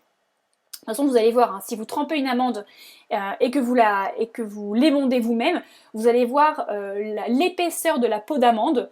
Et sachez que cette peau d'amande-là, en fait, ce qu'il faut savoir, c'est que comme elle n'est pas digérée, elle va rester, soit vous allez réussir à l'éliminer avec vos selles, soit certaines d'entre elles vont rester dans vos intestins et vont venir se coller à la paroi intestinale, provoquant éventuellement de l'irritation et empêchant l'assimilation, justement l'absorption des vitamines à travers la paroi intestinale, puisque vous allez avoir une paroi intestinale qui va être obstruée par différents résidus, tels que les peaux de pois chiches et d'amandes. Manger cru, oui, parce que c'est, comme je vous disais tout à l'heure, c'est l'alimentation vivante, c'est ce qui vous apporte un maximum d'énergie, mais ne mangez pas que cru, puisque manger cru, c'est aussi compliqué à digérer. Donc encore une fois, c'est une question d'équilibre et de juste mesure. Alors quand on dit cuit, c'est plutôt en naturopathie de la cuisson douce, celle qui qui préserve un maximum de vitamines, hein. La vapeur douce par exemple. Après, si vous cuisez un peu au four, si vous faites quelques mijotés, c'est pas grave en soi, hein. Vous pouvez varier, mais sachez juste que manger des légumes au four par exemple, ou qui ont longtemps cuit, et ben si vous mangez ça tout le temps et que vous vous sentez fatigué, ben posez-vous la question de est-ce que c'est parce que vous n'avez pas détruit toutes les vitamines de vos légumes quand vous les avez cuits. Donc intégrer quotidiennement des aliments crus dans votre alimentation, c'est important pour vraiment être énergique. Par contre, ça peut être irritant, donc soit sous forme de jus de légumes par exemple, parce qu'il y a moins de fibres, soit juste de temps en temps, une fois par jour, ça pourra suffire par exemple. Voilà. D'autres petits principes, les épices. Voilà, donc là c'est plutôt un principe issu de l'Ayurveda, mais les épices digestives vont permettre d'améliorer ce qu'on appelle le feu digestif en Ayurveda, et donc vont vous permettre potentiellement de mieux digérer certains plats. Donc je vous ai mis quelques exemples, n'hésitez pas à remplir vos placards d'épices de ces épices-là si vous ne les avez pas, et d'intégrer dans vos plats. Alors je dis pas de tout intégrer, mais peut-être éventuellement vous lancer un petit défi en vous disant dans chaque plat, il y a au moins une épice de cette catégorie-là, une épice dite digestive. Donc ça peut être après un petit mix, mais qui vous permettront justement de mieux digérer votre plat. Ne pas oublier de manger des aliments qui sont riches en oméga 3, qui vont être des aliments qu'on appelle dits anti-inflammatoires, qui est un acide gras essentiel qui n'est pas synthétisé par le corps et qui est juste indispensable, donc qui doit être apporté par l'alimentation. Et surtout, c'est un acide gras qui est bénéfique justement pour les bonnes bactéries, la prolifération des bonnes bactéries dans notre flore intestinale. Donc on trouve où ces oméga 3 ? On les trouve dans les poissons gras de type saumon, les petits poissons, maquereaux, sardines. On les trouve aussi dans les noix, les huiles de colza par exemple, huile de cameline, huile de chanvre, les graines de chia, qu'est-ce que j'ai oublié ? Les graines de lin moulues. Faut les moudre, les graines de lin, parce que si vous les mangez comme ça, les graines de lin, vous allez les ressortir de la même manière, donc vous n'aurez absolument pas absorbé les oméga 3. Donc les graines de lin, il faut les moudre fraîchement avant de les consommer si vous voulez vraiment bénéficier de leurs oméga 3. Les graines de chia, idéalement, il faut aussi les faire tremper de manière à ce qu'elles gonflent, ou les mixer également pour avoir leur oméga 3.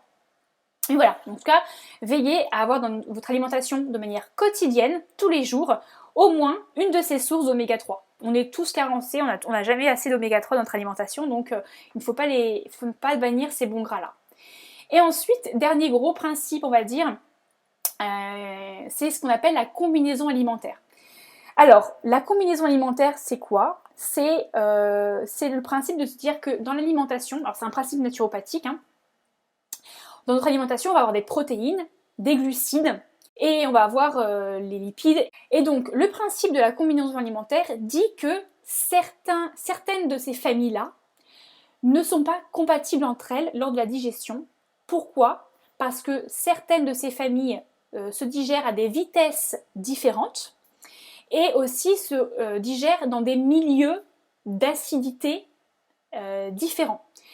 Donc, si on prend le cas par exemple des protéines, les viandes, notamment ce qu'on appelle des protéines fortes, donc les viandes, ont besoin d'un milieu acide pour être digérées, alors que quand on prend par exemple la famille des farineux, les glucides de type farineux, eh bien eux ils ont besoin plutôt d'un environnement, alors je dirais pas basique, mais en tout cas beaucoup moins acide que les viandes.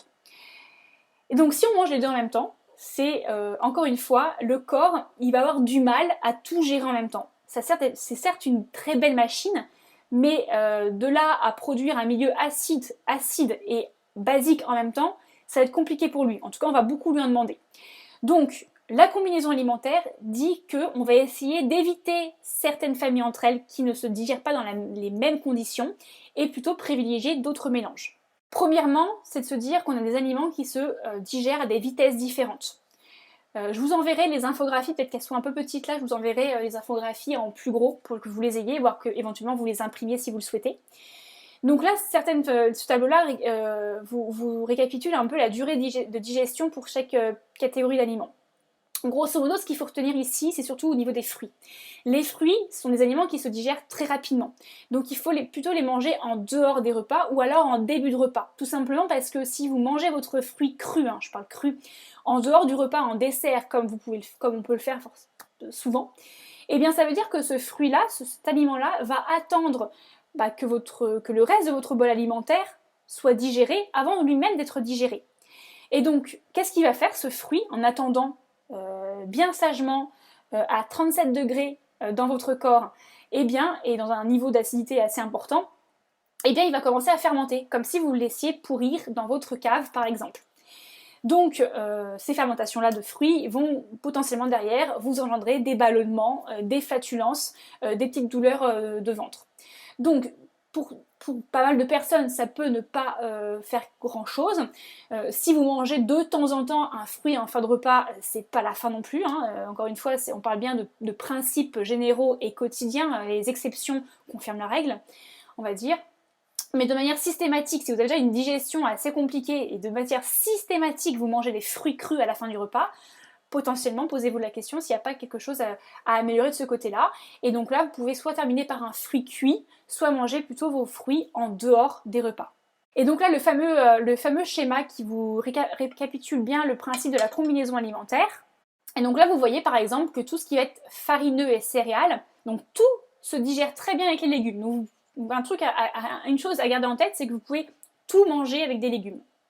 Néanmoins, vous allez plutôt essayer d'éviter de manger tout ce qui va être farineux avec les produits qu'on dit azotés, donc les protéines fortes qui ont besoin d'un milieu acide.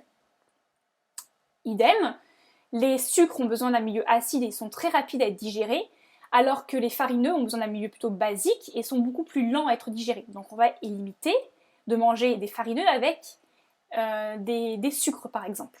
On va aussi avoir la combinaison entre les fruits.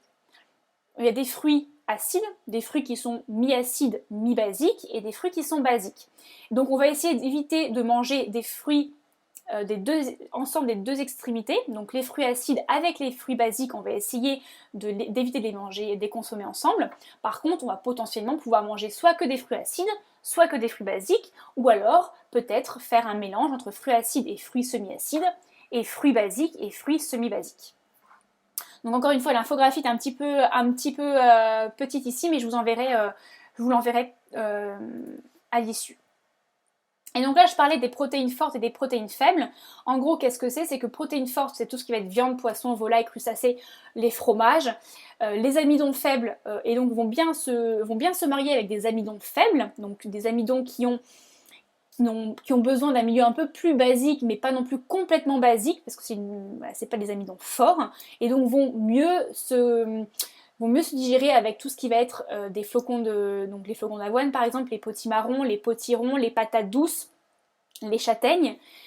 Et puis on va pouvoir sinon aussi l'autre choix, c'est pouvoir éventuellement de consommer des protéines dites faibles, donc c'est plutôt des protéines végétales qui vont mieux se marier avec les farineux ou les amidons forts, donc le riz, les pâtes, l'épeautre, le seigle, le pain, etc.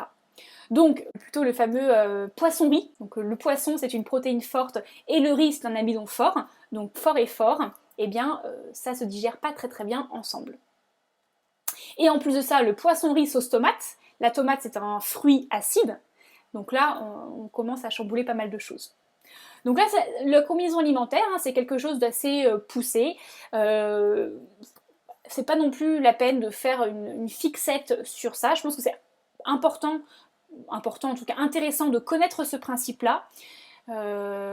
Potentiellement de faire en sorte, de manière générale, si surtout vous avez des soucis digestifs, de faire des associations alimentaires les plus intelligentes possibles. Après, si vous voulez manger un poisson-riz un midi, manger un poisson-riz un midi, c'est pas ça qui va complètement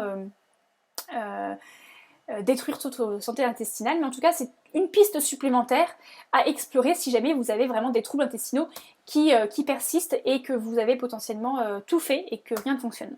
Alors le neuvième principe, c'est au niveau des enzymes digestives. Donc on a parlé tout à l'heure des enzymes digestives au niveau de la salive, c'est ce qui permet en gros de découper les aliments pour mieux les digérer. Des fois, dans certaines conditions, à cause de certaines choses, eh bien, on peut avoir une carence, donc un manque en certaines enzymes digestives. Donc si on a un manque en certaines enzymes digestives, cela implique que les aliments que ces enzymes-là devaient détruire se détruisent moins bien, donc ne sont pas réduits en petite taille, donc forcément derrière la digestion se passe moins bien. Qu'est-ce qui peut faire que vous ayez potentiellement une carence en enzymes digestives? Eh bien peut-être que vous avez une alimentation qui n'est pas assez variée, puisque la plupart des enzymes digestives, les enzymes digestives sont naturelles, donc elles se trouvent dans des plantes ou dans les aliments. Peut-être que vous avez aussi un manque de salivation. L'effet de stress, le revoilà, ce fameux stress bloque la création, la sécrétion des enzymes digestives. Le fait que vous ayez potentiellement un manque d'acidité dans l'estomac peut aussi induire un manque de sécrétion des enzymes digestives, et la prise d'antibiotiques aussi. Donc, en gros, oui, si vous avez des soucis digestifs, ça peut venir de vos intestins, mais ça peut aussi venir éventuellement d'une carence en enzymes digestives, donc ces petits soldats qui viennent détruire les molécules de vos aliments. Petit aparté sur le manque d'acidité dans l'estomac. Alors, beaucoup de personnes qui ont des reflux gastriques, des brûlures d'estomac, se disent parce que j'ai un problème d'acidité, j'ai trop d'acidité dans l'estomac.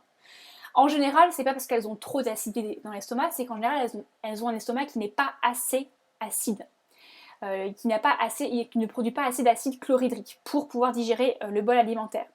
Et donc, ça veut dire qu'en fait, il y a une compensation qui se fait, et du coup, cette compensation d'acide chlorhydrique qui se crée à un moment donné remonte, d'où cet effet de brûlure au niveau de l'œsophage. Pour savoir si vous avez un manque d'acidité dans l'estomac, par exemple, vous avez un petit test sympa que vous pouvez faire à la maison, enfin sympa, en tout cas simple. Il n'est pas 100% fiable, mais en tout cas, il peut donner des petites idées s'il y a un manque d'acidité ou non au niveau de l'estomac. Si vous avez donc du bicarbonate de soude alimentaire à la maison, eh bien, il vous suffit de mettre une cuillère de bicarbonate de soude, une cuillère à café de bicarbonate de soude alimentaire dans un verre. Vous avalez le verre, vous buvez le verre, hein. Donc je parle bien d'un bicarbonate de soude alimentaire. Vous buvez le verre et puis vous mettez en marche un chrono. Et si vous mettez plus de 2 minutes de mémoire à ce qu'il y a un premier rot qui se crée, c'est que potentiellement vous avez un manque d'acidité au niveau de l'estomac. Donc c'est un petit test à faire, et donc là pour qu'il soit répétable, faites-le plutôt 3 fois, matin, midi et soir, avant votre repas. Donc comme tout test, on fait plusieurs fois pour étudier la répétabilité du test. Et puis si jamais il n'y a pas de rot qui se crée, ou alors si il met plus que 2 minutes ou 3 minutes, c'est que il y a une petite piste, et se dire est-ce que je n'aurais pas un manque d'acidité chlorhydrique au niveau de l'estomac. Pour essayer d'avoir un peu plus d'enzymes digestives, en tout cas limiter cette carence en enzymes digestives, eh bien ça vient par l'alimentation crue, parce que les enzymes digestives sont détruites, comme pour les vitamines, par les cuissons, notamment les cuissons fortes, donc d'où l'importance d'avoir une alimentation crue dans son quotidien. Je ne dis pas 100% cru, encore une fois, mais je dis avoir un apport d'aliments crus, que ce soit sous forme de jus, sans fibres, si vous avez trop de fibres et que vous êtes irrité au niveau de la paroi intestinale, ou par des crudités.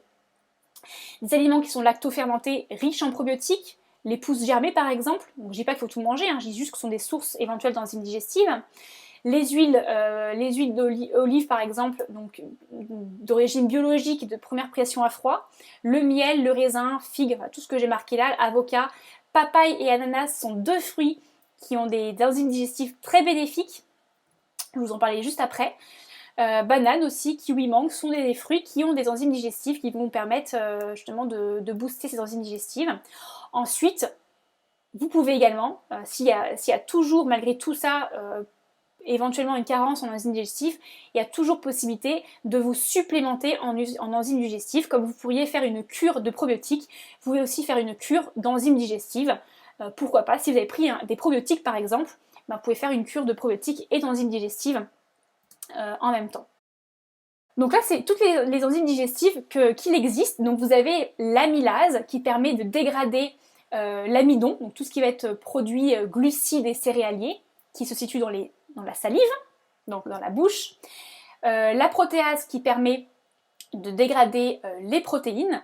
La lipase qui est sécrétée dans le pancréas et qui permet de dégrader les lipides et tout ce qui va être graisse. La lactase qui, elle, permet de dégrader la molécule de lactose qui est présente dans le lait et dans les produits fromagés. La cellulase, qui est très importante, notamment si vous mangez beaucoup de fruits et de légumes, qui permet de dégrader la cellulose, donc la paroi des fruits et des légumes. Donc par exemple, si vous avez une alimentation relativement riche en végétal et que vous avez un manque de cellulase, bah, c'est peut-être normal que vous avez des problèmes digestifs. Et les deux autres enzymes qui sont très intéressantes, la papaïne qui est présente dans la papaye, qui permet de dégrader les protéines mais aussi le gluten, et la bromélaïne qui est présente dans l'ananas, j'ai une papaye mais c'est ananas pardon, et qui permet également de dégrader les protéines et de les transformer en acides aminés. Donc voilà, ce sont un peu la panoplie des enzymes digestives qui sont nécessaires pour votre digestion. Il n'y a pas que des bactéries, mais il y a aussi des enzymes. Et donc si jamais vous vous supplémentez en enzymes digestives, quelques petites règles à garder en tête. Prenez-les juste avant le repas. Ça paraît un petit peu logique puisque finalement elles vont permettre de digérer, donc juste avant le repas. Vous les stockez dans un endroit frais et sec. Comme une règle pour tout, que ce soit les compléments naturels que l'alimentation, et essayez de trouver, c'est pas essayer, c'est méfiez-vous de ce que vous allez prendre, des compléments que vous allez prendre, et ne prenez que des choses qui sont 100% naturelles, donc des mélanges naturels à base de plantes par exemple et de fruits et de légumes, puisque c'est l'origine même des enzymes digestives, et sans colorant ni arôme artificiel. Donc, je le dis, ça paraît bête, mais si vous allez dans un rayon de supermarché, dans le rayon complément alimentaire de votre supermarché, il y a de fortes chances que vous tombiez sur des enzymes digestives, mais pas forcément de très bonne qualité. Donc si vous prenez quelque chose, et c'est la règle pour tout, eh bien c'est pas la peine de faire des cures de tout le temps, il vaut mieux faire moins mais mieux. C'est le cas c'est vraiment une règle de base pour n'importe quoi, qui s'applique à n'importe quoi. Et puis éventuellement, pour une première cure, peut-être prenez un supplément d'enzymes qui est large, c'est-à-dire pour lequel vous allez peut-être avoir l'ensemble ou plusieurs enzymes digestives, pas forcément une enzyme spécifique. L'autre règle, eh bien, c'est d'éviter tout ce qui va être l'inflammation. Donc là, je vais faire très rapide, puisque de toute façon, en plus, j'en reparlerai sur le webinaire sur la détox, mais tous les produits qui engendrent l'inflammation sont tout simplement, on va dire, des produits ultra transformés. Donc les sucres, les graisses, la fast-food, les produits aussi, les viandes sont des produits, alors pas forcément à éliminer, mais en tout cas à ne pas consommer de manière excessive puisqu'ils engendrent de l'inflammation, mais aussi tous les produits laitiers à base de vache qui sont pro-inflammatoires. Donc les yaourts, les fromages de vache, les laits de vache et surtout le lait de vache est un produit pro-inflammatoire. Donc là, je vous invite vraiment même à l'enlever puisque clairement, il n'apporte pas grand-chose dans l'alimentation et dans ce cas, il vaut mieux aller plutôt sur des produits de type lait de brebis, lait de chèvre ou des boissons végétales par exemple. Pour reconnaître, quelques petites règles simples pour reconnaître si un produit est ultra transformé, ça reste, c'est assez simple. C'est que si vous avez un produit qui a un très bel emballage, de très belles couleurs avec un super marketing, un mot accrocheur, si vous avez une liste d'ingrédients à rallonge, donc j'ai envie de dire plus de 5 ou 6 ingrédients, et en plus avec des noms ou des mentions que vous ne comprenez pas, c'est synonyme que c'est un produit ultra transformé. Et dans ce cas, mieux vaut continuer votre chemin. 11e principe, encore une fois, faut le remettre, c'est l'hydratation. Pourquoi ? Parce que ça vous permet d'éliminer plus facilement les toxines et surtout que l'hydratation est juste indispensable pour ne pas être constipé. Il faut que vos selles soient hydratées pour pouvoir être évacuées. Sinon, vous allez avoir beaucoup de mal à les évacuer. Donc, boire, c'est un geste simple, qui paraît basique, mais qui ne sert pas uniquement à s'hydrater, qui ne sert pas uniquement à hydrater nos cellules, mais qui sert aussi à hydrater nos selles pour pouvoir plus facilement les évacuer. Donc, si vous êtes constipé et que vous ne buvez pas 1,5 litre d'eau par jour, déjà, avant même d'aller acheter des enzymes digestives, juste buvez plus. Et vous allez voir que ça va changer grandement. Et dans ces 1,5 litre par jour, c'est en dehors d'une activité sportive intense et c'est également en dehors du thé et du café, puisque le café et le thé déshydratent. Sachez que si jamais vous prenez une tasse de café, derrière pour compenser votre hydratation, en tout cas pour compenser la déshydratation, il faut boire 3 tasses d'eau. Voilà, et c'est pareil pour la théine. Par contre, vous pouvez être très bien hydraté par de l'eau pure, de l'eau infusée, ou des tisanes. Les infusions sont hydratantes. Il n'y a pas de théine ni de caféine dedans. 12e principe, tout ce qui est soda et chewing-gum. Donc tout ce qui est soda et chewing-gum, donc le soda pour le sucre, etc. Mais aussi finalement plus largement les boissons gazeuses, donc même l'eau gazeuse, l'eau naturelle gazeuse. Je ne dis pas qu'il faut complètement l'enlever parce qu'elle est riche en certains minéraux qui peuvent être intéressants. Puis ça peut être aussi une source de plaisir. Par contre, de s'hydrater ou de boire 1,5 litre à 2 litres d'eau gazeuse par jour, et si vous avez des problèmes digestifs, ça peut aussi venir de là, puisque derrière, la surconsommation de dioxyde de carbone peut vous engendrer des ballonnements, une distorsion de la paroi intestinale et gastrique, et donc derrière peut vous engendrer certains désagréments intestinaux. Donc boire de l'eau gazeuse nature, oui, quelques verres, de là à s'hydrater totalement d'eau gazeuse, pas forcément, au contraire. Et puis bon, les sodas et les chewing-gums, ça paraît plus évident. 13e principe, c'est le fait de faire une pause digestive. Imaginez que votre tube digestif, que votre santé digestive, que votre digestion, que votre intestin, c'est un muscle comme un autre. C'est-à-dire qu'un muscle, une cuisse, un fessier, un biceps, les abdos, quand vous les travaillez, vous les laissez récupérer. Le système digestif, c'est pareil. Il a besoin aussi de récupérer de temps en temps. La digestion prend énormément d'énergie et donc du coup, si elle est sans arrêt sollicitée, d'une part, vous allez plutôt être fatigué plus qu'autre chose, mais en plus derrière, vous allez fatiguer vos organes digestifs. Donc ils ont aussi, eux, besoin, pour se régénérer, les organes digestifs sont des organes et des muscles qui sont constitués de cellules. Ces cellules-là ont besoin de se régénérer comme toutes les autres cellules de notre corps, et donc elles se régénèrent en étant au repos. Et donc si on mange tout le temps et sans arrêt, sans laisser quelques heures, plusieurs heures entre chaque bol alimentaire, et en plus si on mange des choses complexes avec des associations alimentaires qui sont peut-être plus compliquées à digérer que d'autres, quand est-ce que votre système digestif a le temps de se reposer et de se régénérer? Donc c'est important d'intégrer des pauses digestives qui peuvent prendre plusieurs formes.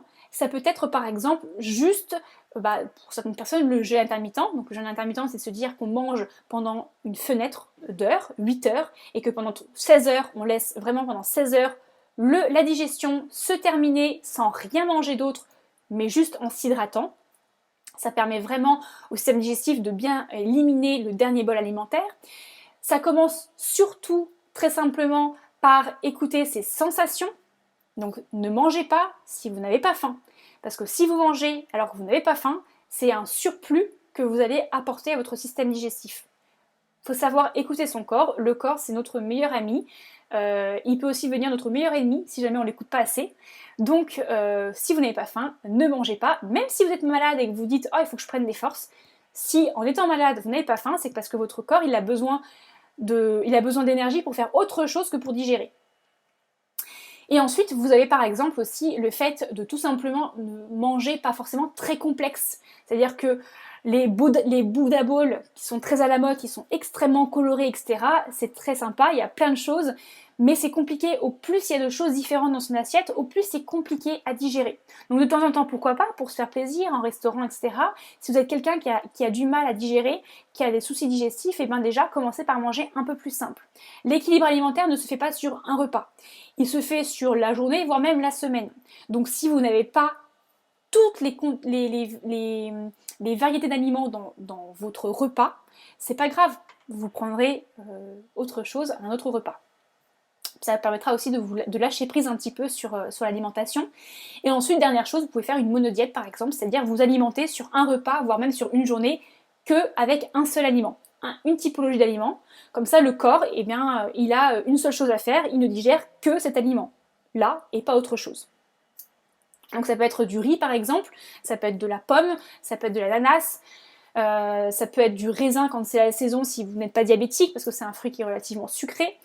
La pomme par exemple, bah, elle peut être crue, elle peut être cuite, c'est sans sucre, sans sel, mais ça peut être avec des épices. Vous pouvez manger du riz par exemple, voilà, du riz en variant les épices, du riz à la cannelle pendant un repas ou pendant une journée entière, juste le temps de laisser aussi son corps se reposer, sans forcément être dans la non-alimentation, si jamais vous avez vraiment faim, ou alors si vous avez besoin d'énergie, parce que peut-être que quelqu'un qui fait une activité sportive quotidienne, vous avez peut-être besoin d'avoir d'énergie, donc de là à pas du tout manger, peut-être que c'est pas forcément simple pour vous, mais dans ce cas une monodiète, comme ça vous avez quand même de l'énergie, mais vous allégez quand même votre système digestif.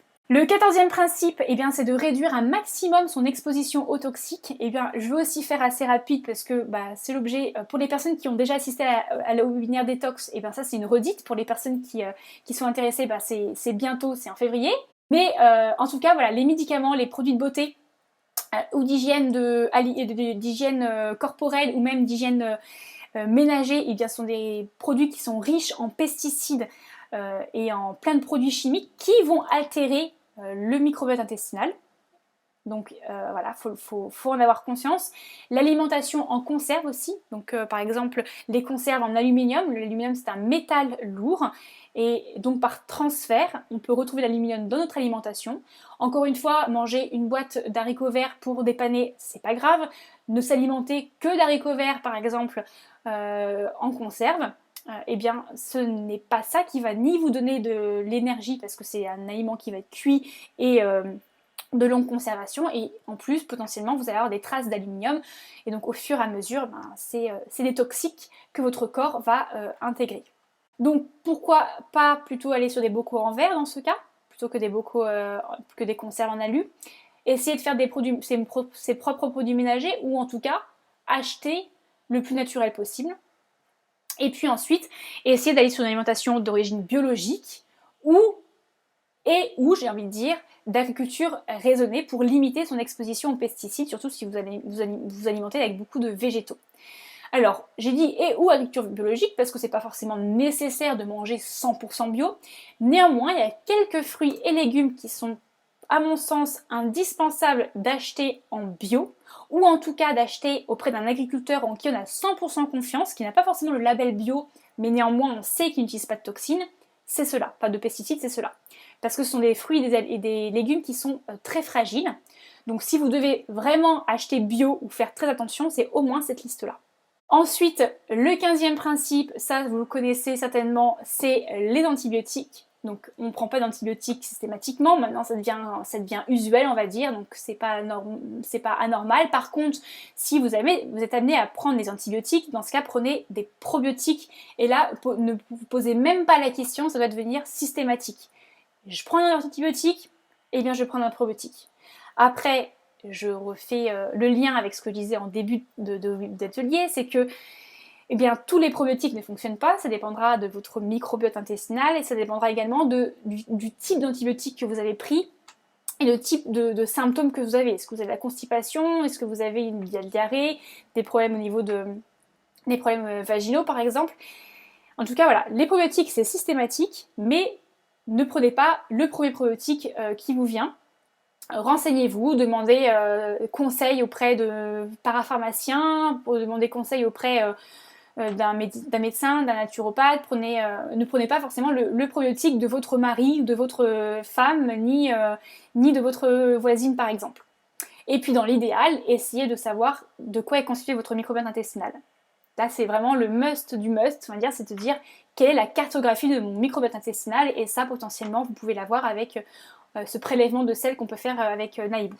Et dernier principe, c'est des petits derniers remèdes de grand-mère, on va dire. Donc je vous laisse bien regarder. Donc il y a différentes choses qui peuvent venir stimuler ou améliorer votre digestion. Donc du côté de la phytothérapie, donc des plantes, ça peut être des infusions par exemple de menthe poivrée, de marjolaine, le gingembre, fenouil, romarin, radis noir et bardane. Ce sont différentes plantes qui stimulent la digestion, et pour surtout le romarin, radis noir et bardane, et aussi le desmodium, ce sont des plantes qui permettent d'améliorer le travail hépatique. Donc on parlait beaucoup intestin, mais encore une fois, rappelez-vous de l'ensemble de la digestion, et le foie en fait partie. Au niveau des huiles essentielles, vous avez aussi l'amande poivrée que vous pouvez prendre en massage sur le ventre, mais aussi vous avez le basilic tropical qui est une huile essentielle qui est assez efficace pour les crampes et les douleurs, les crampes au niveau du ventre, donc aussi bien pour les douleurs de ventre que pour les douleurs de ventre aussi liées aux règles par exemple.